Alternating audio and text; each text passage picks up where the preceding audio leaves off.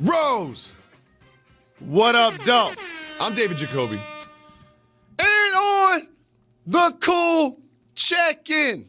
Together with Jalen Jacoby, what is it that we do? We give the people what they want. Jalen, Rose, so much to discuss today, but we start in the Bay.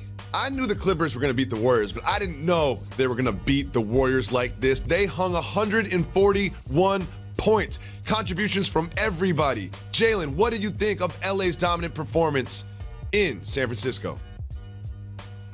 I think one of the underrated storylines going into this game was that Kawhi just shot these boys down and won a championship recently. Yep. So imagine now looking at their team, no Klay Thompson, no injured Kevin Durant, and now all of a sudden you're like, I'm with this Clipper squad playing at home, showing promise, and Doc Rivers is unlocking a part of his game that we've always talked about, his passing. So many guys get in front of a microphone, say my guys, and how I'm going to elevate the squad and help us win. But that responsibility usually means to make everybody else better. The 9 assists is what jumps out to me for Kawhi Leonard.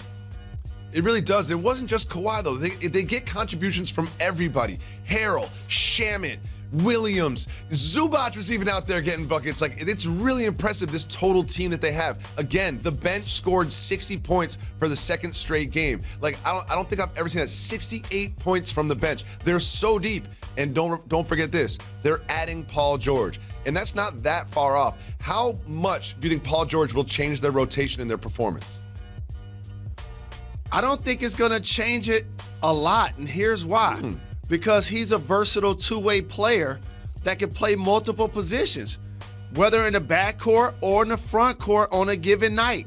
It allows you to play him with Kawhi, without Kawhi, with the first lineup, with the second lineup. Imagine him out there with the second team, Lou Williams, Montrezl Harrell, a part of that dynamic, getting up and down the floor and locking down on defense. We are not surprised that the Clippers are a terrific basketball team. This is why many people have them picked to win the championship. Well, there's also the other side of the ball. Now, we knew the Warriors were going to be different than they have been for the past few years. Obviously, they're missing Kevin Durant. They're missing Klay Thompson. But they still have D'Angelo Russell, Steph Curry, Draymond Green. And we thought that they would put up at least a little bit more of a fight against the Clippers. But Steve Kerr, after the game, told us about the sort of new era in the Bay Area. Not great, or it doesn't feel very good.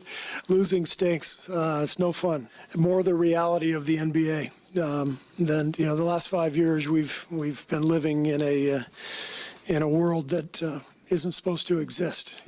This is reality. Nine guys, 23 or younger, and we're starting over in many respects. Jalen, this is the reality of the NBA. This is the new era. What do you feel about Steve Kerr's sort of resignation to losing basketball? Well, what he basically did there was a challenge to his basketball team. As he acknowledged the age of his players, he didn't acknowledge the fact that he have a 2-time MVP in Steph Curry, who's also a 3-time champion, along with Draymond Green. Those guys are going to have to be the catalyst, and we know this, to any success that the Golden State Warriors plan to have. And I know it's easy to overreact to the way they got thumped on opening night. I still believe they have what it takes to be a playoff team. But the challenge is going to be, can they give sustained effort defensively? Draymond Green has already proven that he can lock down on that end of the floor. When you have a young squad, that's the growing pain. And also, Steph Curry, along with his greatness, his nickname, along with his backcourt mate, was Splash Brothers. It wasn't just one. No. And the thing that Klay brought to the table at 6'7" is that he can basically lock down on whoever's the best offensive player in the backcourt on the other team. Now you add D'Angelo Russell, who's a worse defender than Steph Curry.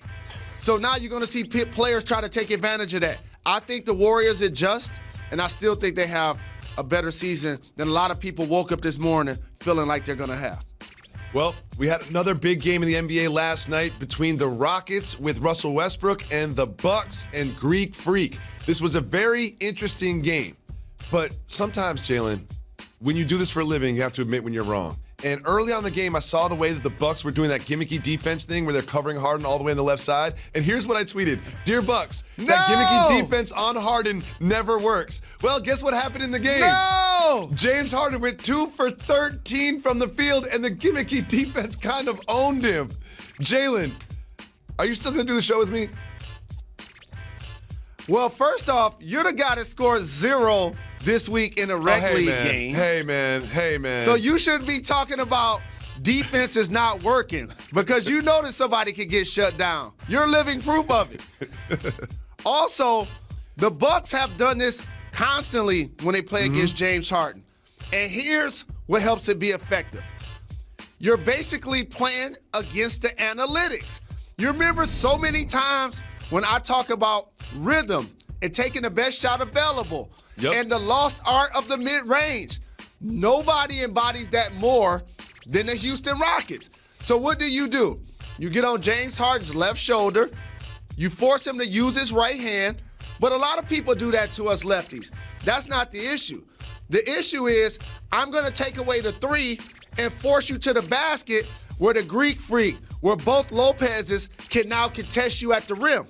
And what that also does, it takes away a high percentage pass to the left corner where P.J. Tucker made more shots in that spot than anybody in the league last year. So that's not a gimmick. It's game plan executed A+. The Rockets had to lead throughout the first half and into the third quarter, but the Bucks came back led by a triple-double from the former MVP. What did you see from the Greek Freak? Doing it in all facets. And by the way, you see that mid-range jump shot right there? Yep. Over P.J. Tucker, who does a terrific job at basically 6'4" of guarding players at any size. But you notice a couple of things that the Greek Freak improved at. 1, his passing. 2, his handle is better. And 3, now when he dunks, he does it angrily. It's one thing to get the bucket because you're the biggest, tallest dude out there. It's another thing to do it with ferocity. And that's what I saw from him. A beast out there. He taking it personal on every possession. That's what I appreciate. Snarling, lifting up the knees while he hangs on the rim. Like, I liked it a lot, what I saw from the Greek Freak. Triple-double. I love that so much. Triple-double. Jalen, I have some bad news. I thought the Pistons were going to go 82-0. I really thought the Pistons were going to go 82-0. And they had their home opener last night hosting the Hawks, but they forgot about Trae Young. Ice Trae the game. 38 points, 9 assists, 7 rebounds. He was shooting from everywhere. You can't even see where he's shooting from on the screen. Like, he's shooting from so deep that I was shocked that he pulled up from where he pulled up sometimes. What do you see from Trae Young? I remember when I first started this job, and you always try to have different catchphrases and stuff like that. Sure. So I was a guy that, regardless where teams were playing, I would say a suburb when they shot it from deep. So Detroit plays in downtown. He shot those from Auburn Hills, where the team used to play. And for a lot of people who criticized him coming into the league, I remember he was on Get Up, and I did a breakdown with him. And I tried to school the world on something. When you have range the way he does, when you can handle the way he does, and an underrated passer to make people better, like Collins, who he basically unlocked his game, now all of a sudden it opens up the floor. What people don't realize, the Hawks basically practice with Trae Young 4-point shots. And why do they do that? A, because he can make them, but also B, it now opens the floor. So when you turn the corner on the pick and roll, you can still pull up at the 3 line. It gives you more room when you're driving to do your kicks. But again, the game was all about him. He was fantastic. Little bro, Sean Don, Big Sean was at the game. It was the home opener. They didn't get it done. You know what needs to happen, right? Saturday against Philly, I need to be there. It's gotta happen. That's what needs to happen. It's gotta happen. I'll be there. I also want to give a big shout to Derrick Rose. People are not talking about this, but Derrick Rose had 27 last night. He had over 20 in the first game. Derrick Rose looks great so far in these 2 games this season. I predict that he will eventually start over Reggie Jackson. Jalen, sometimes there's videos that we need to break down in detail. So you and I are about to go to the table.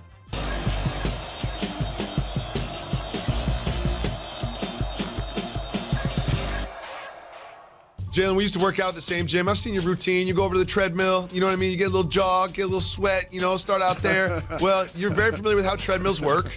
And this man obviously is not. I don't know. Just watch this video. Tell me what this dude think is going to happen. Like, what is that, no. Jalen? Like, No. What is that? What does he think is going to happen? What is his goal here? I'm not sure what that man's goal is, but I got some advice for him. He need to follow Jim Jones Capo on IG, because he be getting it in with the workouts consistently. And learn some moves, because I don't know what that guy was trying to do. That looked like a suicide attempt almost. Then here's the thing is, if you're about to do something and someone's like, hold on, let me get my phone so I can film you, you probably shouldn't do it in the first place. Like, there's a reason there's a reason this is on film. There's a reason. It looks like that's his girl in the mirror there. She's working out with him. She's like, oh, hold on, before you do that, let me get my phone out. If someone says that to you ever in life, do not do whatever you're about to do. All facts. He could have broke his neck right there.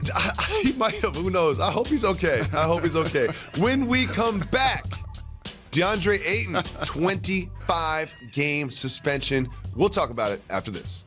Got to give the people